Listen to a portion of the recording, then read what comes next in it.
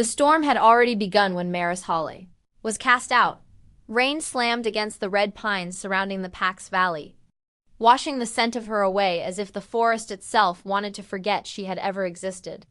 The moon hid behind thick clouds, a cold white ghost refusing to look down on what her people had done. They called it mercy, but it felt like death. Maris stumbled through the mud, clutching a tattered cloak around her shoulders, her bare feet bleeding where the rocks split them open. Her breath came in harsh bursts. The world beyond the ridge, the human lands, was nothing but rumor and fear. To cross that border meant becoming something less than wolf, less than woman. It meant being alone. Behind her, torches glowed through the rain, dim and flickering. Voices, the voices of her kin, rose and fell like a prayer she wasn't meant to. Here, let her go. She's cursed. Blood. She chose the Alpha's mercy instead of death. Mercy. Maris wanted to scream, but her throat burned too much. She had not chosen anything. The Alpha had. The same Alpha who now stood on the ridge, watching her silhouette vanish into the trees, his face unreadable, his eyes glowing faintly gold in the stormlight. Ronan Vale. He hadn't spoken to her once during the trial. Not when they'd accused her of betraying the pack. Not when they'd called her unbound, a wolf without a true shift, a danger to their bloodline. Not even when she'd begged him to speak her name one last time. He'd just looked at her, a look she would carry forever, then turned away. That was her final memory of home. Hours later, the rain had turned to mist, the forest eerily still. Maris collapsed beside the hollow of an old cedar, too weak to keep walking. Her limbs shook. Her breath came in broken gasps. The ache of her half changed, the curse she'd been born with, clawed at her bones. The wolf inside her was there, always there, but never whole. She could feel it pacing beneath her skin, desperate to be free.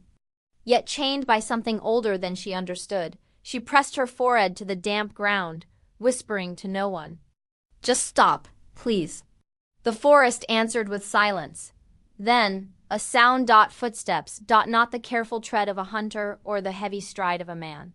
Something in between. Maris froze, every instinct on edge. The scent that hit her was unmistakable. Pine, rain, and iron. Wolf. She forced herself to stand, backing against the cedar, heart hammering. Who's there? Lightning flashed through the trees, and there he was. Ronan Vale, the Alpha of the Northwood Pack. His black coat clung to his shoulders, soaked through by the rain. His dark hair fell into his eyes, and his breath came in short clouds. He was taller than she remembered, broader, every line of him carved in the pale lightning. Maris's voice broke. Why are you here? He didn't answer. For a long time he just looked at her, the same look as on the ridge, fierce and unreadable. Then, softly, you shouldn't be out here alone. She let out a hollow laugh.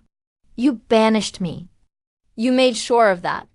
Ronan stepped closer, his boots sinking into the mud. It was the only way to keep you alive. Alive? Her voice rose. You let them tear me apart in front of everyone. You said nothing. I couldn't. Lightning lit his face again. The jaw clenched, the scar beneath his eye pale against his skin. Why? She whispered. Ronan's gaze dropped. Because if I'd spoken, they would have known the truth.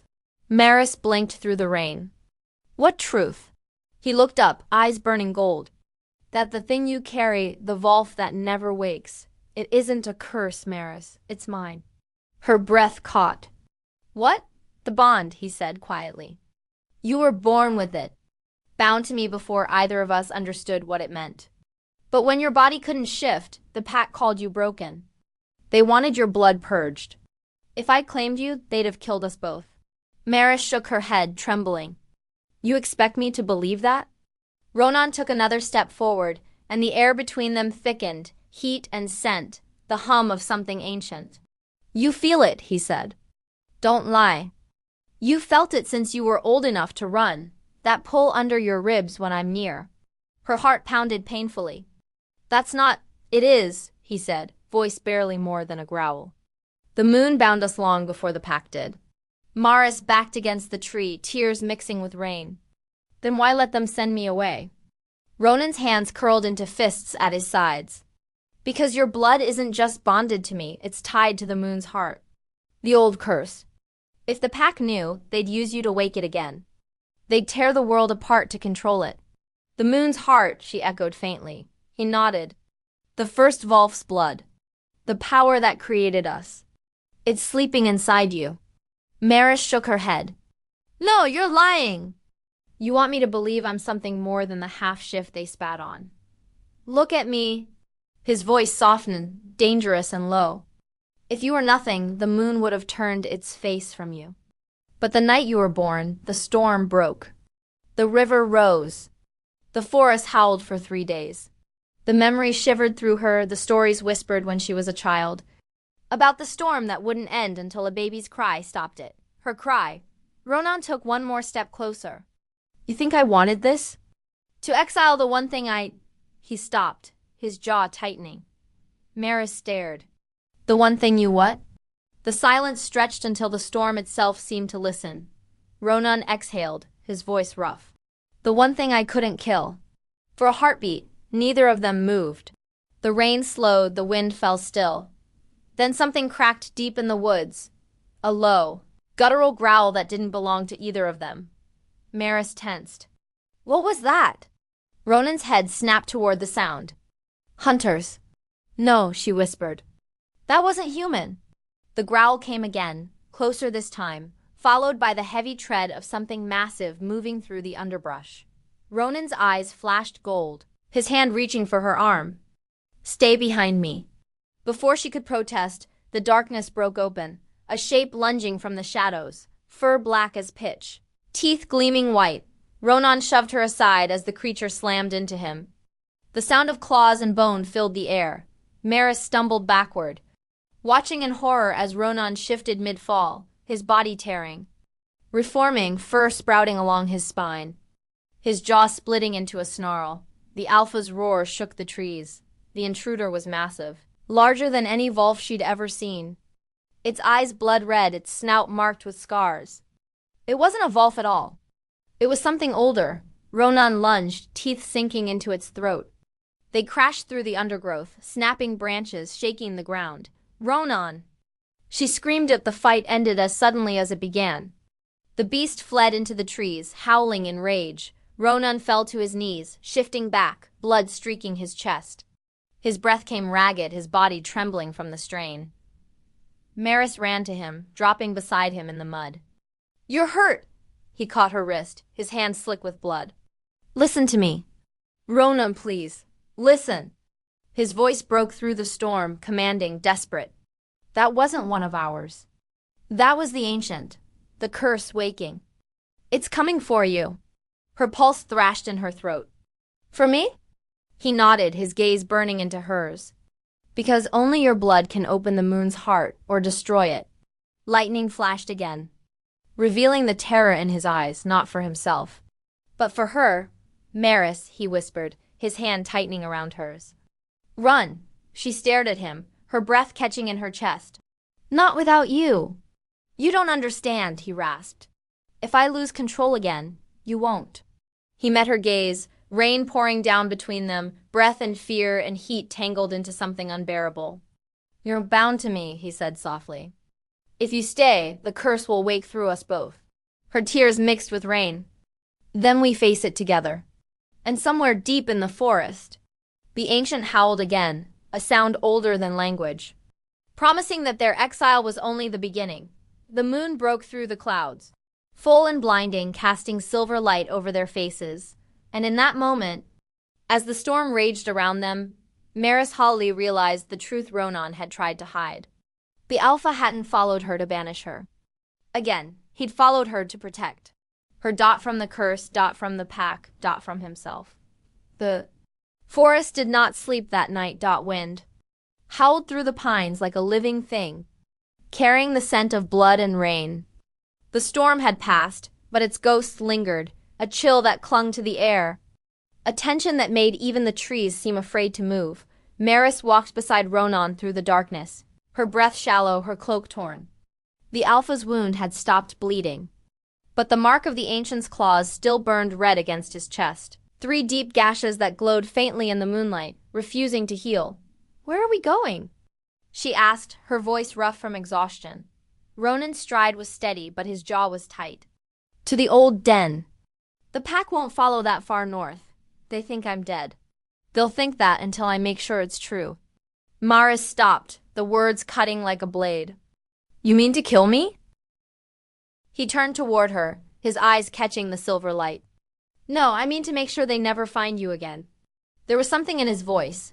Not anger, not command, but a kind of quiet fear. It unsettled her more than any threat could. You're still protecting me, she said, softly. Ronan looked away. I told you. The pack doesn't know what you are. And what am I exactly? His answer came slow. A key. Maris frowned. To what? The thing that sleeps beneath the mountain. The source of all our blood. The first howl that created us. The moon's heart. She shook her head.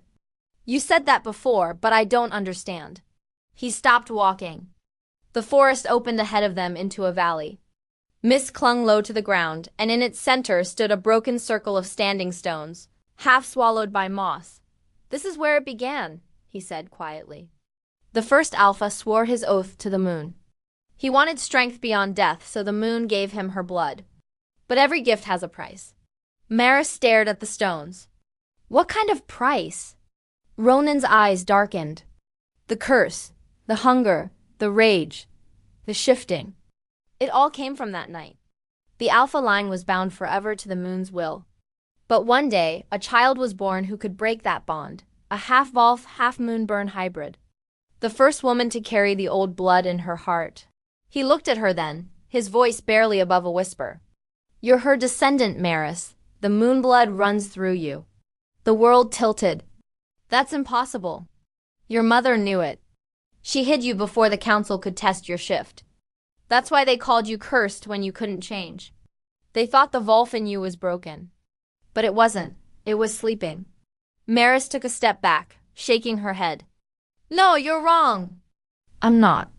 Whatever you think I am. You're not just anything, Ronan snapped, then softened, his voice breaking. You were born with the power to end what the moon began. Or to wake it again. Maris's throat tightened. And the ancient that attacked us? The ancient is what happens when the heart stirs, he said. The first Alpha's rage, his hunger, it still moves through the world. It's drawn to you because you carry what he lost. Then why am I still alive? Ronan's jaw clenched. Because I stopped him. For now. She studied his face, the shadows under his eyes, the way his hand trembled slightly as he brushed mud from his wound. You're not healing. It's the heart's mark, he said. It wants me gone. I was born to protect the pack, not defy it. The curse knows that. Maris hesitated. Then why are you still here? He met her gaze. Because I made a promise. She blinked. To who? To your mother, he said quietly. The night she died. Her breath caught. You knew her? She saved my life when I was nothing but a wild thing, he said. When the pack found out she'd sheltered me, a boy with no lineage, no bloodline, they exiled her. She never told them she was carrying you. Maris's knees weakened.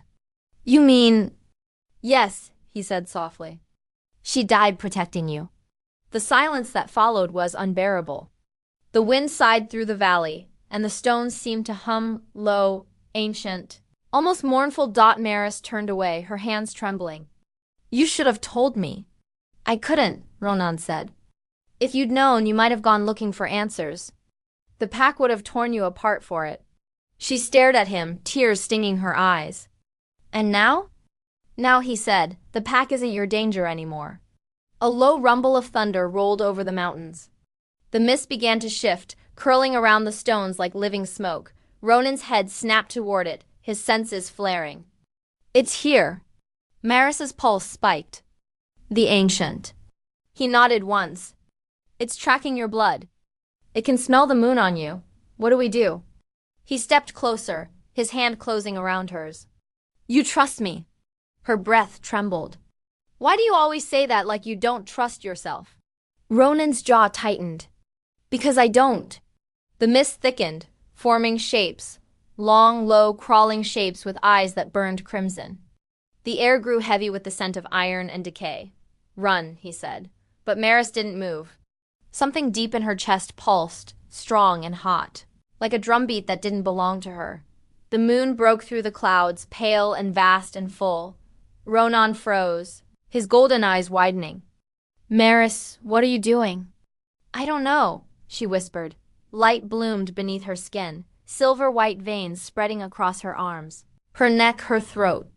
The air around her shifted, vibrating with a low hum that matched the rhythm of her heartbeat. Ronan stumbled back a step. "The heart, it's waking inside you." The creatures in the mist shrieked, their bodies twisting away from the light, unable to approach. Maris looked at her hands, trembling. "I can feel it. It's alive." "Don't let it in," he growled, grabbing her shoulders. "It'll consume you, but what if it's not trying to hurt us?" She gasped. "What if it's calling?" Ronan's grip tightened. "If you answer that call, you won't be you anymore." "The heart doesn't speak in words. It speaks in hunger." The light pulsed brighter, illuminating the valley. Maris looked up at the moon, her tears shining like molten silver. "Then why does it feel like it knows me?" Before he could answer, the ground split beneath them. A crack tore through the stones, spilling light into the sky. The mist exploded outward, and from its depths, a massive shadow began to rise, fur black as void. Eyes burning like twin suns dot the ancient. Ronan shoved her back, shifting midair, his roar echoing through the valley. The Wolf that emerged was enormous, silver-furred and magnificent, the alpha unbound. Maris fell to her knees, the light still pouring from her skin. The world spun, her pulse syncing with the creature's thunderous heartbeat. "Ronan!" she cried, but the Wolf didn't turn. The ancient struck. The two collided in a blur of claws and light, shaking the earth. Maris screamed, reaching for him, but the energy surging through her chest snapped, releasing a shockwave that sent both beasts crashing into the dark. Then, silence, smoke, blood, and one final whisper. Curling through the fading mist, the moon's heart has awakened. The forest had gone quiet, but the silence was not peace. It was the silence that followed ruin. The air hung thick with ash and the faint metallic tang of blood. The standing stones that had once marked the heart of the valley now lay shattered, their moss-covered faces split and smoking as if lightning had kissed them. And in the center of the wreckage, Maris Hall crawled from the dirt, her hands shook. The silver light that had burned beneath her skin was gone now, leaving only faint streaks that pulsed when she breathed. Every movement sent pain through her chest, but she forced herself upright. "Ronan?" Her voice broke on his name. Smoke drifted through the broken clearing, thick and blue. The storm clouds above had fled, leaving a bruised, half-lit sky. For a heartbeat, she thought she heard movement, a low groan, the scrape of rock. Then she saw him. The Alpha lay half-buried near the edge of the crater. His body was still, blood staining the dirt beneath him. The glow of his wounds had dimmed to a dull amber, but he was breathing, shallow, ragged, alive. Maris stumbled to him, falling to her knees beside his body. "Ronan," she whispered again. "Please." His eyelids fluttered. "You shouldn't be here. Where else would I be?" He tried to rise, but the effort tore a sound from him that wasn't human. Half growl, half groan. Maris pressed a hand to his chest. "Don't move. You'll make it worse." He caught her wrist, his fingers cold but strong. "It's already worse. What happened?" she asked, though the answer was all around them, the scorched earth, the broken stones, the faint hum of something vast and ancient beneath the ground. "The heart," he said. "It woke through you." Maris shook her head, tears cutting lines through the dirt on her face. "I didn't mean to, I know," Ronan said. "It doesn't care what we mean." He coughed, and for an instant his eyes flashed gold again. "Maris, listen. When the ancient touched you, it didn't just sense your blood. It marked you. There's no undoing that." Her stomach turned cold. "You mean I'm cursed now?" He managed a faint, bitter smile. "Cursed? No, chosen, that's worse." The wind stirred, scattering ash across the clearing. Beneath the ground, something pulsed once, a slow, deep throb that echoed in Maris's chest like a second heartbeat. She pressed a hand to her sternum. "I can feel it. The heart will keep calling, he said. It will promise strength, freedom, anything you want. But every promise it makes costs something. Maris looked down at him, her voice trembling. And what will it ask from me? Ronan's gaze met hers, unreadable. Everything. By nightfall, they had found shelter in an abandoned hunting lodge half hidden by ivy and mist. The roof leaked, the air smelled of pine and rust, but the walls kept out the cold. Maris dragged what was left of a cot close to the fire, helping Ronan onto it. He was burning with fever. The gashes on his chest refused to close. The skin around them shimmered faintly, the same color as moonlight through water. Maris tore a strip of cloth from her sleeve and pressed it against the wound. It's getting worse, she said. Ronan gritted his teeth. It's not infection. It's the mark. The heart doesn't like being defied. Then let me call it back. Maybe I can make it. No. His voice cracked through the room like thunder. You can't bargain with it. Once you speak to it again, it will take control. And if it takes you... He didn't finish. He didn't need to. Maris swallowed hard. Then tell me how to stop it. He looked at her, really looked, as if memorizing her face. You can't, you can only contain it. And for that, you'll need to know the truth. The truth about what? About me, he said quietly. He leaned back against the wall, eyes half closed, his breath uneven. When I told you your mother saved me, I didn't tell you why. I wasn't a boy then, not really. I was the first vessel of the heart, the one chosen to hold it when it was torn from the moon. Your mother stole it from me. She buried it in you before the council found out. Maris felt the world tilt. You mean the thing inside me used to be inside you? Yes, he said. And when she died, it started to wake again. That's why the pack feared you. They didn't see a broken girl. They saw a weapon. She took a step back, shaking her head. You let me believe I was cursed. I was trying to protect you. By lying? By keeping you alive. The fire snapped between them, throwing shadows across his face. For a long time, neither spoke. Outside, an owl cried, and somewhere in the distance, the ancient's echo rolled through the trees like thunder far away. Maris finally whispered, You said the heart will keep calling. What happens if I answer it? Ronan's voice softened. Then you'll finish what it began. You'll become the next vessel. And you? He hesitated. Then I'll die. The bond between us will end the moment it claims you. Maris stared at him, the words sinking like stones. So those were my choices all along? Live cursed or die free. Ronan's expression broke, the smallest flicker of pain behind the steel. There's a third choice. She stepped closer. What is it? He met her gaze. You could run. Leave the valley. Let the moon forget you. Her throat tightened. Could you? He smiled, weary and sad. I've never been good at forgetting. The silence between them stretched until the fire burned low. Maris moved closer, kneeling beside him. You said you were the heart's first vessel. Tell me what it was like. Ronan's eyes unfocused, staring into the flames. Imagine 1,000 voices whispering inside you. Not words, just hunger. It promises to end your pain, to make you more than human, more than Wolf. And for a while it feels like love. He looked at her, the firelight turning his eyes molten. But it isn't love. It's possession. Maris's hand brushed his. Then I'll fight it. You can't fight what's already in your blood. Then I'll learn to control it. He almost smiled. That's what your mother said. A sharp ache flared in her chest and she winced, clutching at her ribs. The faint silver glow returned beneath her skin. Ronan reached for her, his hand trembling. It's starting again. I can stop it, she gasped. If I focus, the light flared brighter, filling the cabin. Every shadow stretched long across the walls. The wind outside howled as if the forest itself were crying out. Ronan pulled her against him, his breath ragged. Listen to me, Maris. Whatever it shows you, it's not real. But she was already gone. The world dissolved into silver dot. She was standing in a field under an endless night sky.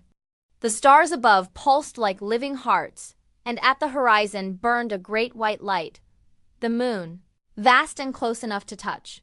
A voice drifted through the air. Her mother's voice. Little one. You carry my silence, my sin, and my song. Maris turned, tears streaming down her face. Mother? The figure that appeared was made of light, neither human nor Wolf, something between. The Alpha's blood is tied to yours. His life for yours, yours for his. When the heart wakes fully, it will ask for balance. I don't understand, Maris whispered. What do I do?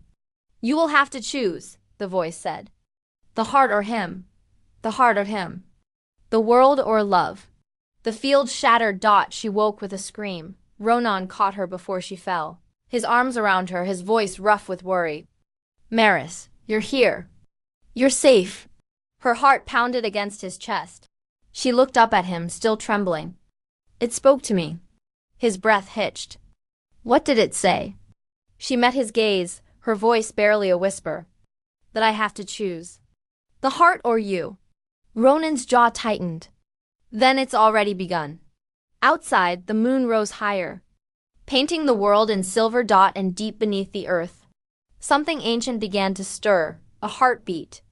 So powerful that the ground itself seemed to breathe. The heart was awake, and it was hungry. The next night came too quickly. The moon rose full and merciless over the valley, its light spilling across the mountains like water, silver and cold.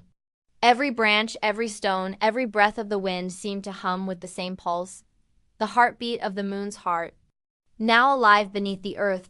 Inside the ruined lodge, Maris Hall sat by the fire, her hands shaking. The glow beneath her skin came and went like waves, silver light pushing through her veins whenever her heart raced. Ronan sat across from her, silent, his eyes fixed on the window where the trees bent in the wind. He hadn't slept in 2 nights. He couldn't. She broke the silence first. You're afraid. His jaw clenched. Of course I am. Of me? Of losing you. The words hung heavy in the air, too honest to be denied, too late to be taken back. Maris turned toward the fire. It keeps calling, she whispered. When I close my eyes, I see it, the light under the mountain. It feels like home, like something I've missed my whole life. Ronan rose, pacing. That's how it traps you. It makes you believe you belong to it. That's how it spreads. Maybe belonging isn't a trap, she said softly. He stopped, turning sharply. It is when it wants to own you. Her gaze flicked to him, calm but burning. You're one to talk about ownership, Alpha. He froze. She stood, the light in her veins flaring faintly. The night you banished me, you said nothing. Not one word. You watched me walk into the storm and said it was mercy. But mercy for who? Ronan's voice broke. For both of us. Liar. Her voice wasn't loud, but it was sharp enough to cut the air. You were afraid of them finding out what I was, but more afraid of what you felt. Because the moment I looked at you, you knew it too. He stared at her, the gold in his eyes trembling between rage and sorrow.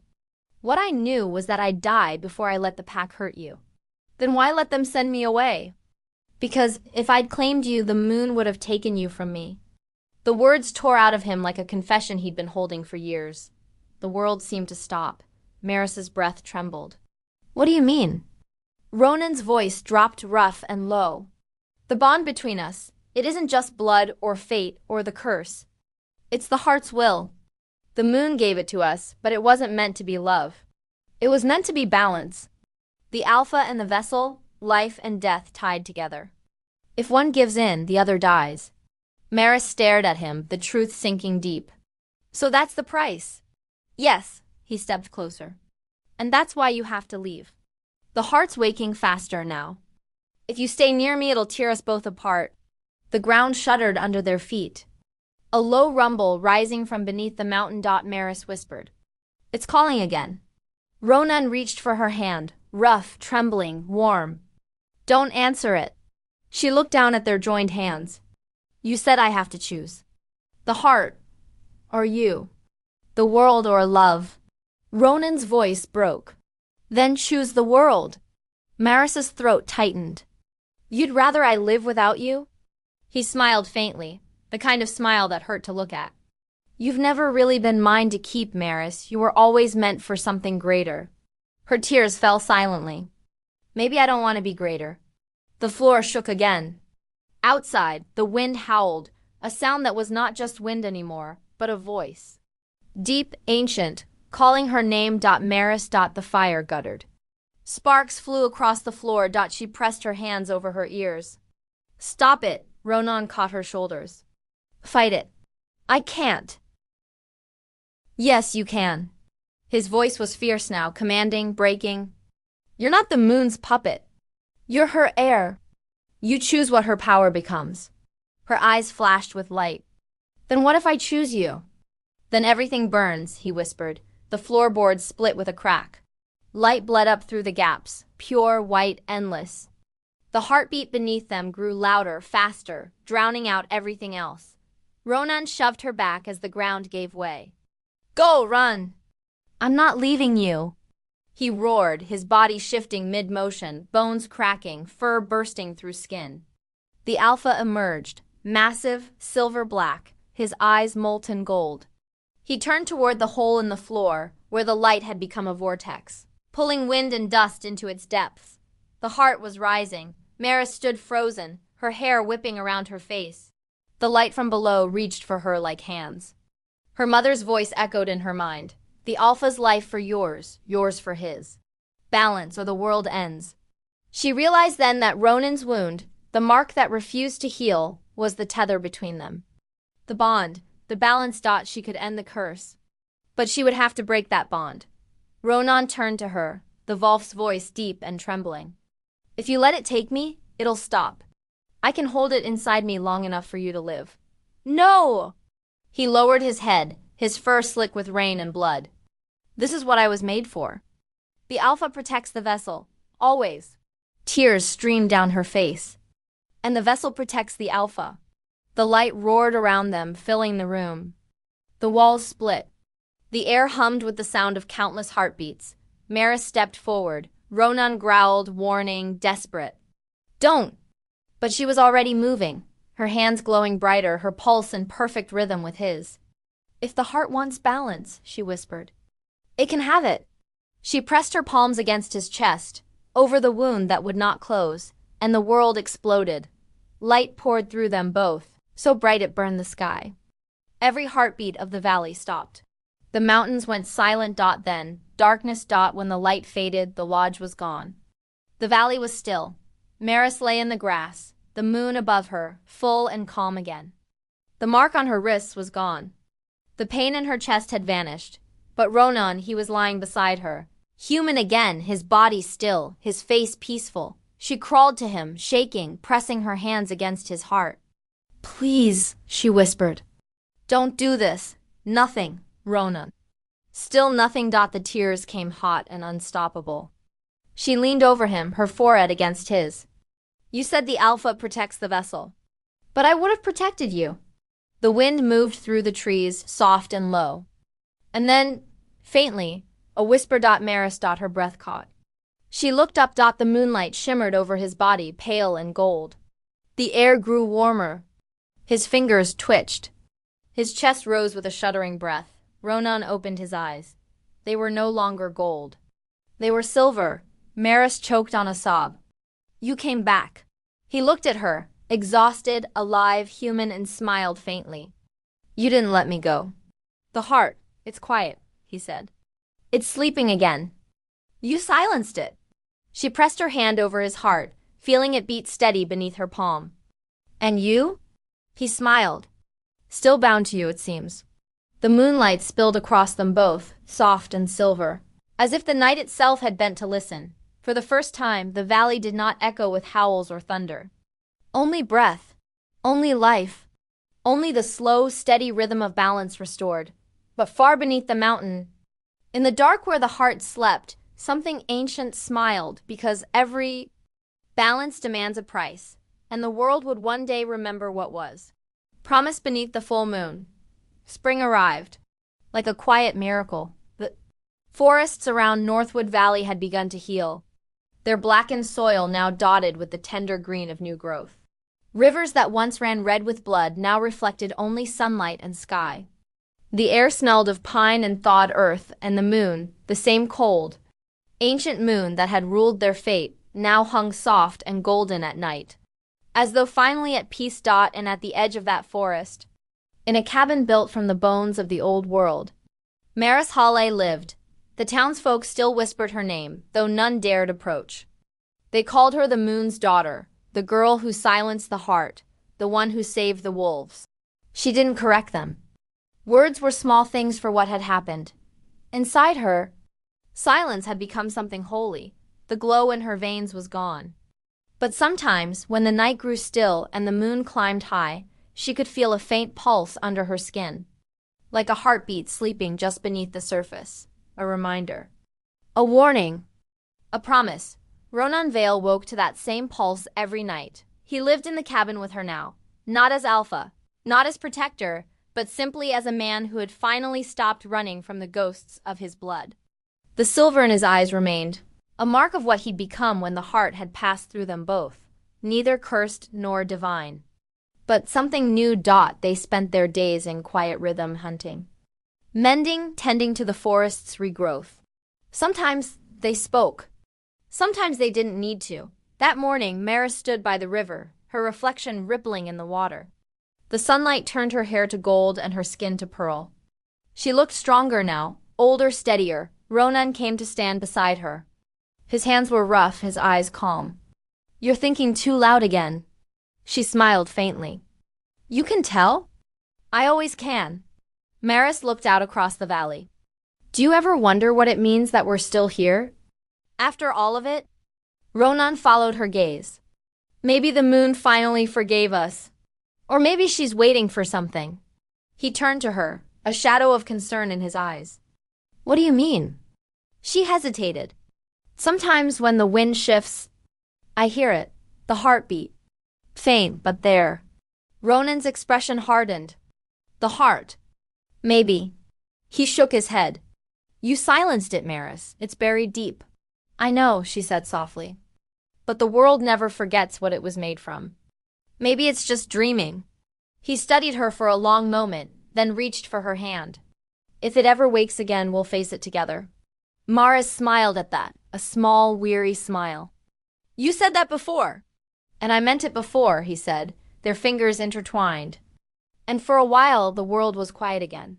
That night, the full moon rose, bright and whole, draping the cabin in pale silver. Maris couldn't sleep. She sat at the table, candlelight flickering over her face. Writing in a worn leather journal. She wrote the names of those she had lost. Her mother, the pack, the ancestors who had carried the curse, and beside them, she wrote the one name she could never lose, Ronan. When she closed the book, the cabin door creaked softly. He stood there, barefoot, wearing only a loose linen shirt, the moonlight catching the silver in his eyes. "You're awake," she said. "So are you," he murmured. Crossing the room, Maris looked up at him, her heart steady but full. "It feels different tonight. The air, the light." He nodded. "The moon's closer." They stepped outside together. The forest glowed under the silver light. The air shimmered faintly, warm despite the chill, and then, faintly, the earth beneath them pulsed once. Maris froze. Ronan's hand tightened around hers. "You feel it too." She nodded slowly. "It's not angry this time." "No," he said, listening. "It's alive." The pulse came again, stronger. Not violent, not hungry, steady, like the rhythm of a sleeping giant's heart. Ronan looked at her, realization dawning in his eyes. "You didn't kill it." "I never could," she whispered. "I only changed it." The forest around them shimmered, not with destruction, but with light. From every tree root and every drop of water came a faint silver glow. "Life. The heart isn't a curse anymore," Maris said. "It's the balance." Ronan stared at her, the truth settling in. "You became its voice." She smiled faintly. "No, we did." The pulse echoed once more, deep, peaceful, endless. The moon shone brighter, and for the first time in centuries, the wolves of Northwood howled not in pain, but in song. Ronan's arm slipped around her shoulders, pulling her close. "What do we do now, Moonkeeper?" She rested her head against him. "We live, we protect. And when the world forgets how to listen, we remind it." He chuckled softly. That sounds like work. It is, she said. But it's ours. They stood together in the silver-lit clearing. The moon reflected in their eyes, the forest breathing in harmony around them. And far below, deep in the quiet earth, the heart pulsed once more, not in hunger, not in rage, but in love.